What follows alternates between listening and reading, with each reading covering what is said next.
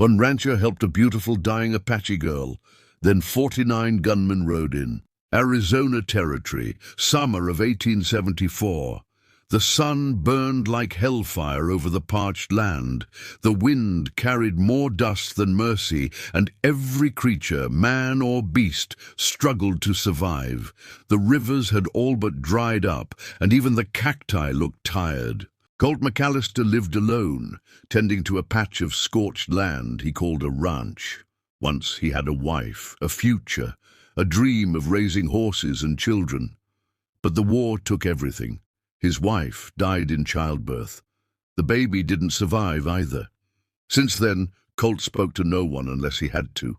People in the nearby town of Silver Bluff called him a ghost in boots. One morning, just after sunrise, Colt rode out to check the lower grazing trail near the canyon bend. That's when he saw something unusual, a shape by the riverbed, barely moving. His horse neighed nervously. As he got closer, he realized it wasn't a dying animal. It was a girl.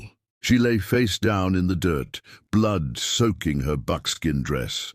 Her long black hair was matted with sweat and twigs. A deep bullet wound had torn through her shoulder. Her skin was sunburnt, and her lips were cracked from thirst. Colt dismounted cautiously, rifle in hand. His instincts told him to leave her be. Apache or not, helping her could bring trouble. But his conscience said otherwise. Her eyes fluttered open just as he knelt beside her.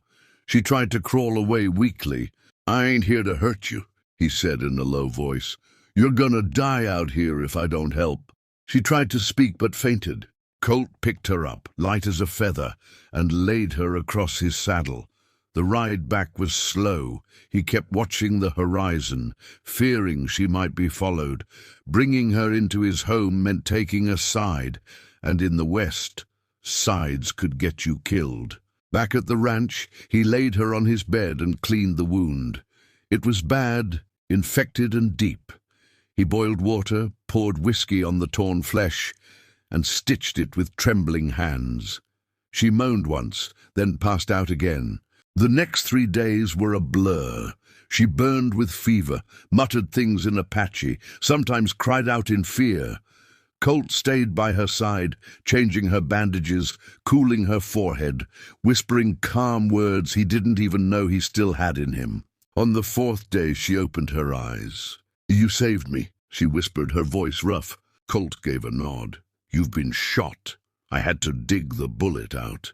"Why?" she asked. He didn't answer at first. He just poured her some water and handed her the cup. "'Cause I couldn't leave you there to die," he finally said. Her name was Ayoka. She was Apache, young, maybe 20, but her eyes had already seen too much. She told him she'd been traveling with her family when they were ambushed near the canyon by a group of bounty hunters. The government had put a price on Apache heads, claiming they were raiders. It didn't matter if they were women or children. "They killed my mother," she said, tears shining in her eyes. "My 2 younger brothers.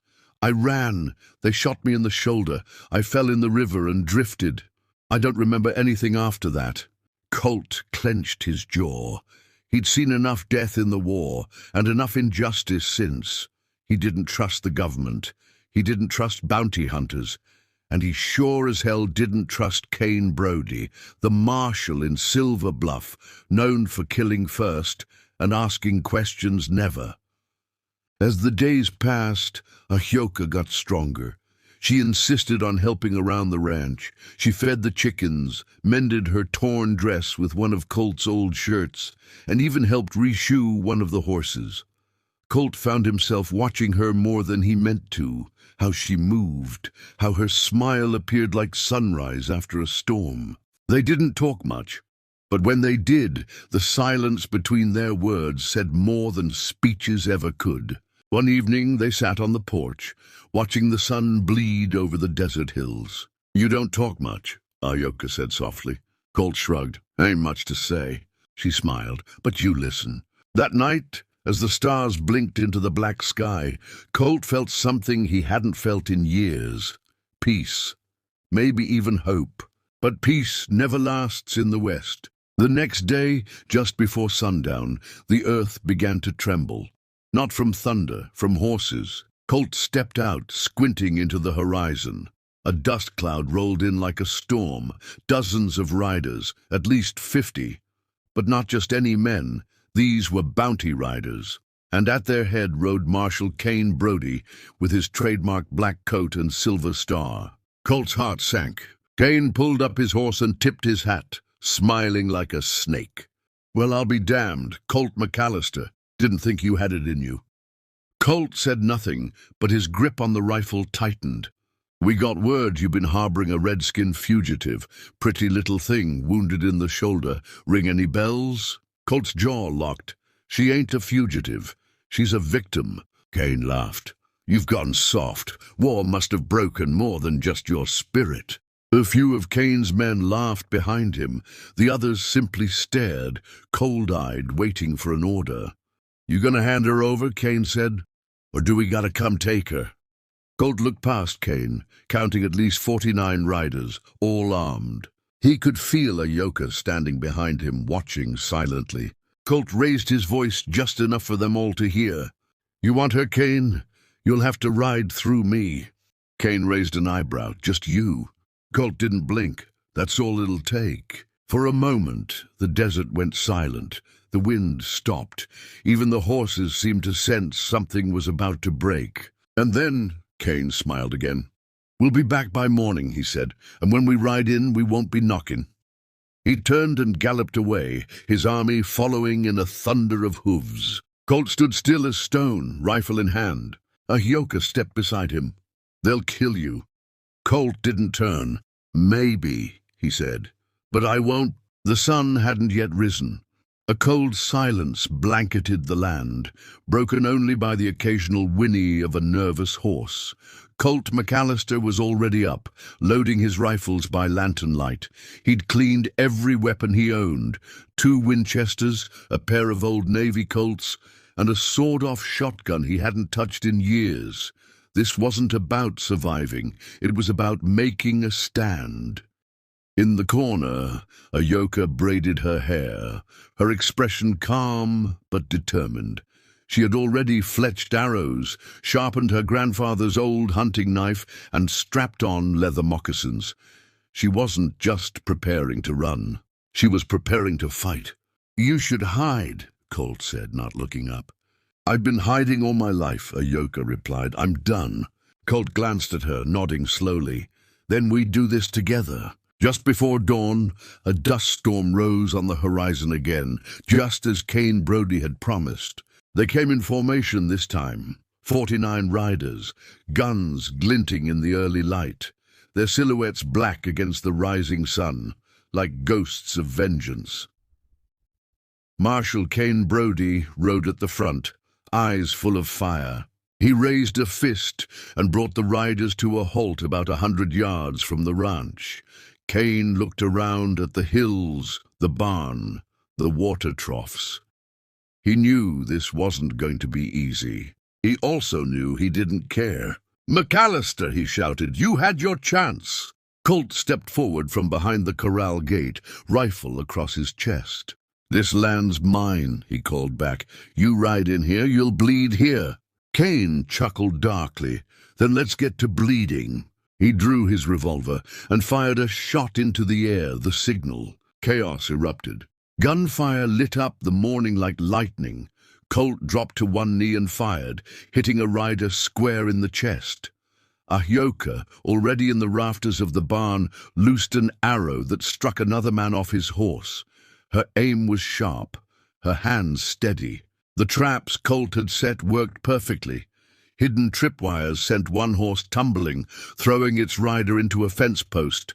Another fell into a pit, hidden beneath loose boards and spikes. Colt fought like a man possessed.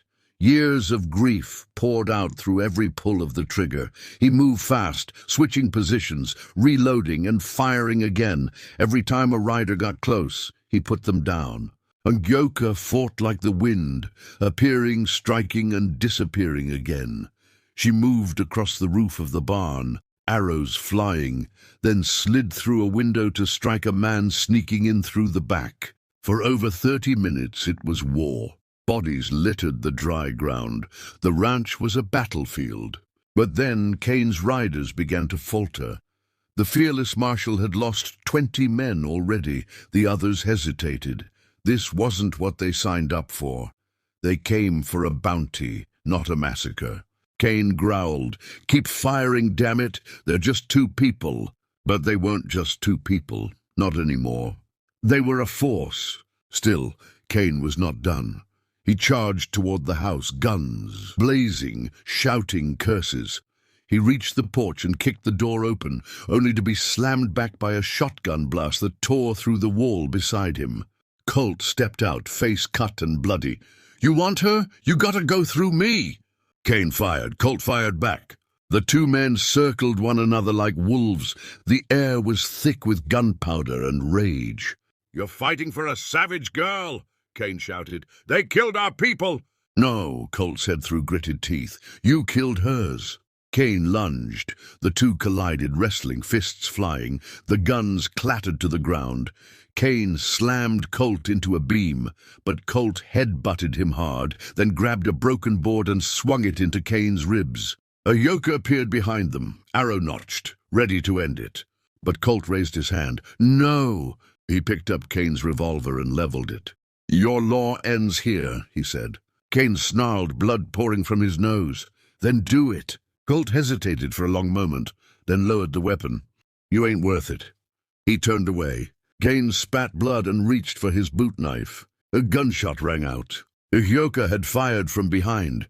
The bullet struck Kane clean in the chest. He staggered, stunned, and fell. Colt turned slowly. "I told you!" A yoker lowered her smoking pistol, face calm. "I wasn't going to let him stab you in the back." The ranch was silent now.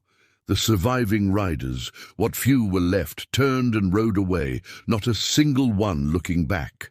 Kane Brodie was dead. The bounty was over. But the story had just begun.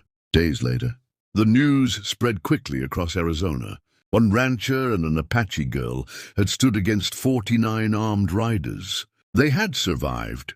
They had won. At first, townsfolk whispered it in disbelief. Then they began to speak louder. Some said Colt McAllister had gone crazy. Others called him a traitor. But a few called him a hero. Some travelers came by just to shake his hand. Others brought supplies, a quiet apology in their eyes. Ahyoka stayed. She rebuilt the garden, painted the barn, and tended to the graves of the fallen, hers and Colt's. Over time, she became known not as a fugitive, but as the woman who'd faced death and survived it. She and Colt shared meals, shared silence, shared healing. What began in blood became something neither of them expected. Peace, companionship, maybe even love. One night, as they watched a storm roll in over the canyon, Ahyoka turned to him and said, "They'll come again one day. New riders, new threats." Colt nodded. "Let 'em. You're not afraid." "I'm not alone," he said, glancing at her with a soft smile. She smiled back. And under the roaring sky, the legend of Silver Bluff was born.